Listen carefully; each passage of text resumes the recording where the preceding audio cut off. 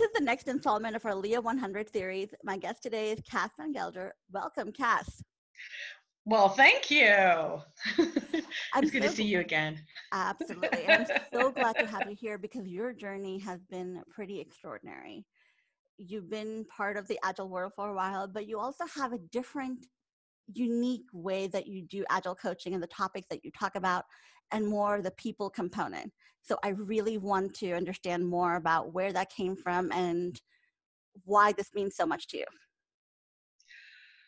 Oh, where it came from. A lot of it, I think, came from, the fun element came from when I was doing theater and finding different games and ways to figure out how to bring people out, but also figuring out how to put yourself in other people's shoes and to think about how they might feel in those situations. Okay, definitely got our interest. Tell me more. How did you get into theater? How does it connect to Agile and Agile coaching? It's funny. One of the very first the presentations I did at a conference was Drama Geek. How something about how being. Oh, I know what it was. How eating pretend ice cream made me a better Scrum Master. That's what the title was. Okay, so how did you get into theater? Was it something that you always wanted to, or you stumbled into it? Oh, I've been doing it since I was a kid. Like, my mother said that I was the letter T when I was 4 years old and had blown everybody away and, and, just took over the stage, which, totally does not sound like me, but pretty much did that a lot.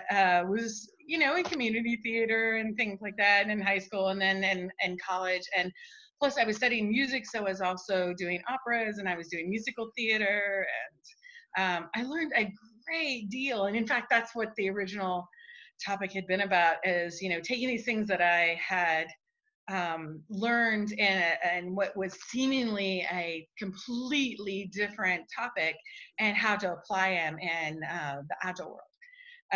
And just talking about, like I had been in the role of a prop master, which is someone who has to come up with all these different things to put out on stage, and being very limited in what you had available. For instance, when I had to come up with an edible mouse, one every night of the production, and I had $1 to spend each night on this edible mouse.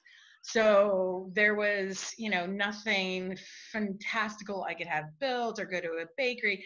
So this is one of those things that I call the garage sale mentality, which a lot of people who are nonprofits or in theater, and I can certainly tell you, I've seen it in the Agile world too, use this. It's where you need a bowl, you see a hubcap, and you're like, that'll work.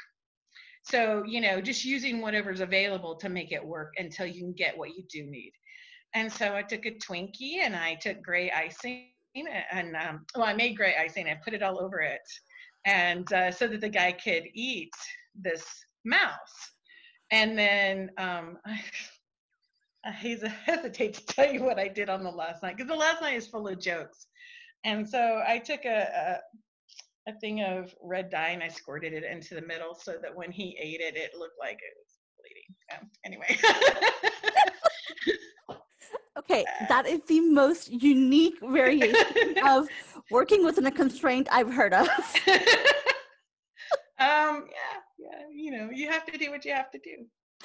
Okay, so for the rest of us, please make the connection between these kind of experiences and Agile coaching, being a Scrum Master, or working with people. Well, when I was a Scrum Master, I had to work with very limited budgets, as you do. And so constantly thinking of how can I make it work for everyone and not it be some, super expensive thing to do.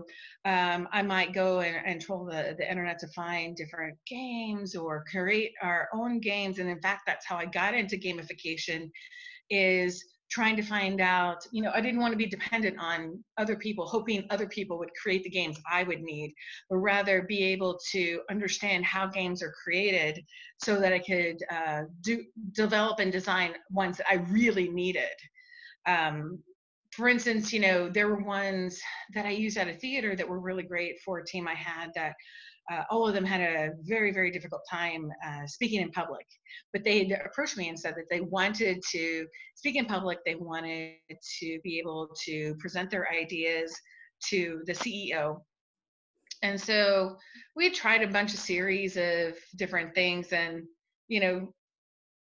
different things worked and other things didn't. In one particular case, we tried, I keep saying, we tried this one exercise, and it was a breakthrough in many ways because one person just went into total lockdown, just totally froze. He was so petrified by the choice that he was about to make, which was just a simple choice. You would throw out like the word pizza, and he would just start talking about pizza in general. But he was so in his head about judging himself, how he was going to be perceived by what he came up with, that he couldn't move forward. So this was a huge breakthrough because I couldn't figure out why these things were happening. And in that moment, it helped us to get to that place. So it was an inexpensive way to figure that out. Instead of just throwing money at all this and bringing in outside consultants. Not that outside consultants are bad. I'm not saying that. I have been in please. That's not what I'm saying. I don't want to get hate mail over this. But I'm just saying sometimes, trying to be a little more flexible and open-minded about what's available and what's really going to be effective. So, Wow. Okay, kind of a really basic question, but how did you get into Agile coaching? How did the music major go into Scrum and Agile?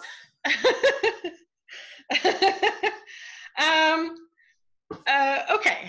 So on top of all this, I've been a writer over the years, and eventually I've always told my kids this, and I tell this to people who work with me, is that you can be in the arts. You don't have to be the star. You could be the person backstage. You can be the writer. You can, if you're an artist, you can work in an art store so that you get materials to work on what you need to. One of those things for me was to be a technical writer. That was my mindset, and that job was who I was. And so becoming a technical writer, I took a lot of pride in that. And I really connected with it.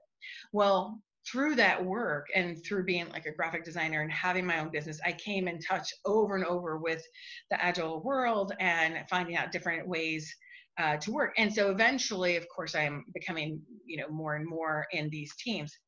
Well, at some point, really far into my career, I wanted to make a change. And they say that people in general, once every 20 years, will reevaluate and make a huge change in their career. And that was mine. I'm not saying it was 20 years. I'm saying it was. It was 20 years. And but for me, it was a reckoning too, because I so identified with my role and my job that it was hard for me to give up this idea of being a writer. But once I started moving over into that realm of that role, everything inside started, it changed my perspective. It changed how I looked at teams in general. And it also tapped into things that I had wanted to express in my job, but was unable to because of the role that I had. That's not really the role of a technical writer. You're not going to want to do that. And then, what's that? Generally, no, tech writers don't get to be fully creative and expressive. Right. And I can tell you, I went, as they say, all out cast when I became a Scrum Master. And I got to try all kinds of different things. And part of that journey, as you go along, particularly at the time frame that I went at it, people are asking you, which road do you really want to go? And it was difficult for me because I was asked, did I want to go more the management role? Did I want to go more the agile coach role? And I had said at the time, I really need some time to think about this. And they're like, why? You either know or you don't know. I said, right. And I think you know that what I'm about to say here, which is there is a difference for a woman when she has to make decisions about choosing not to go into management when there have been so few in that management role. And it was difficult for me to make that decision because choosing for myself was a hard thing to do when I wanted so much and was raised to choose for my community. For other women, when you get the opportunity, don't turn it down because it's going to make it easier for the next person. Right. Familiar with that expectation, yes. So, but you chose coaching, and obviously, it turned out wonderfully. For me, I hope it does for other people. And I think that's kind of the point of this whole LIA100 series, where we see women who have been leading throughout the lifespan of Agile, because so often we talk about the manifesto and that's it. So for us, it was very important to show all of you who have been here and been leading and been successful for as long as Agile's existed. And that's why I think this is so fantastic what you guys are doing, putting such a great spotlight on this, and particularly at this point in time when we have so much craziness going on. And someone posted this the other day, and I really am thinking about this hard as I go through this whole process, which was something to the effect of, in your race to get back to what you were doing before, ask yourself, what is it you're really racing back to? And so, go ahead. That's really profound for our current situation, but also I think general life advice. Exactly. Because so often we want to get back, but what it is we're claiming back. Sorry, I didn't mean to interrupt you, Cass. Go ahead. No, you're fine.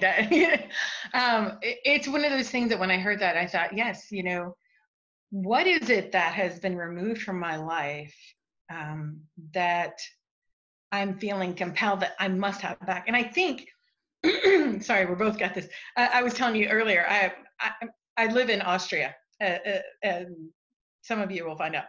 But I live in Austria, and so I have had to learn the phrase, Ich habe allergien, nicht coronavirus, because I have allergies really bad. And I go out and I'm like, and this big wide-eyed thing. But anyway, so I'm sorry. Let's go back to the question that you had. I apologize. No, I just meant I apologize. Agile coaching obviously worked out well for you. Within the Agile coaching role itself, though, I think you've done some unique, maybe emphasis points on what it means to be a coach, what it means to be Agile. Can you talk a bit more about that? Yes. So I have a focus more towards the psychology side of it. And I think that's one of the reasons why, having been a writer and having been someone who's been in theater, I know that doesn't sound like it meshes very well, but honestly, those sort of roles, you're putting yourself into the position or the mindset of someone else outside of yourself, a character of some sort. It's not that you're becoming a character within Agile, but rather you can ask yourself, if I am that person, why would I potentially be acting that way? What are some things that I might be able to use to help draw this person out, to make them feel more engaged, to bring them some sort of what do I want to say? I'm sorry. For every German word, I lose 20 English words. So honestly, it sounds a bit like interactive empathy mapping is what you're doing. That I have heard about a lot of this recently. It's very interesting. We have a coworker here. I believe Olga was the one who was telling us about this. And I won't say her last name, although she is fantastic. I am so afraid I'm going to butcher her last name. I would never want to do that to her. But she was talking about this, the empathy mapping, and how to really connect with the teams. And I was just so intrigued by that whole idea of, because I say this all the time, which is that no matter what process I bring you, no matter what ideals I bring you, no matter what cool games or whatever, if you guys aren't getting along, none of it's going to work. None of it's going to work. And so when I come to a team, that's the first thing I'm looking for is, what's the relationship to each other?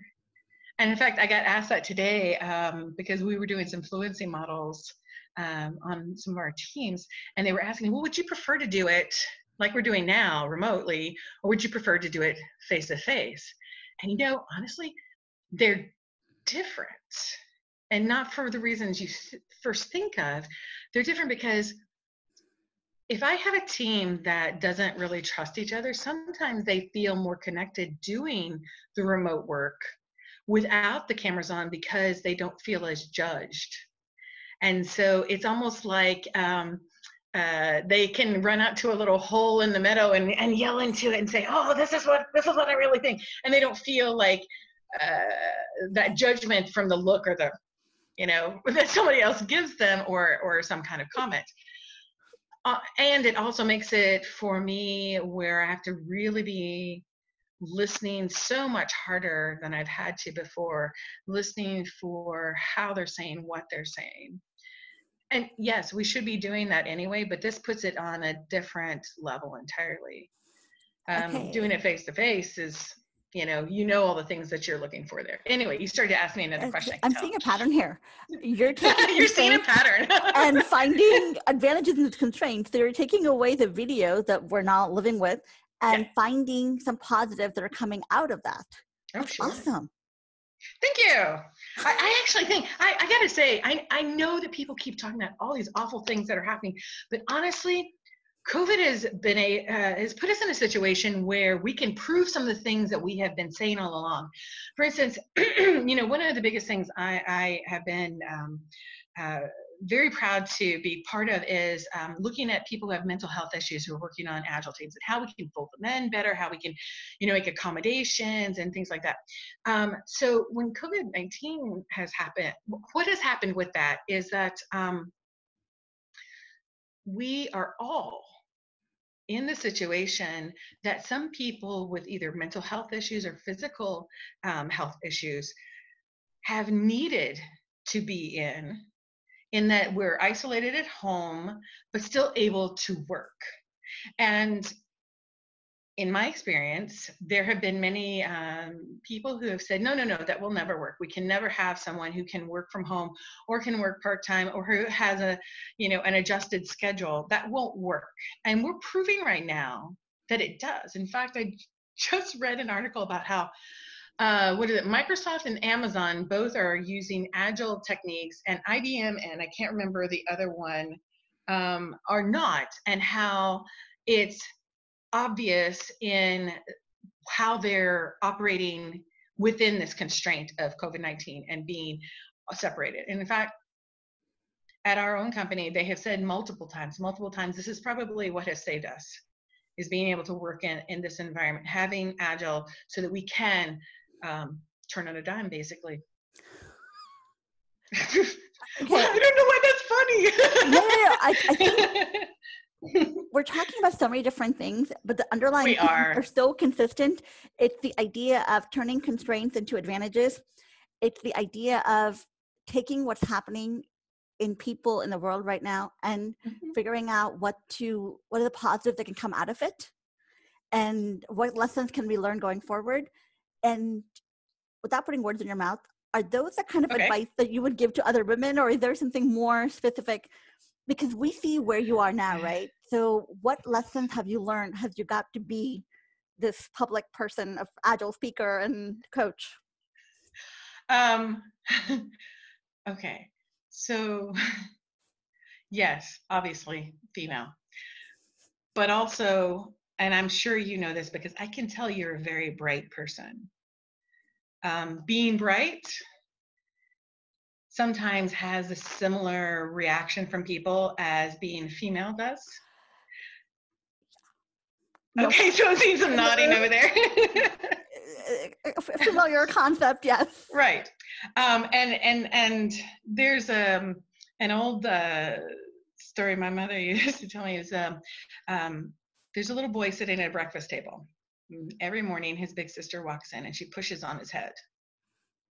Second day comes in, pushes on his head, sits down, eats her breakfast. Third day she comes in, does this. Her mother's like, okay, I've got to know what is going on here. And she looks at her mom and says, I'm just making sure he never gets bigger than me. And I went, yes.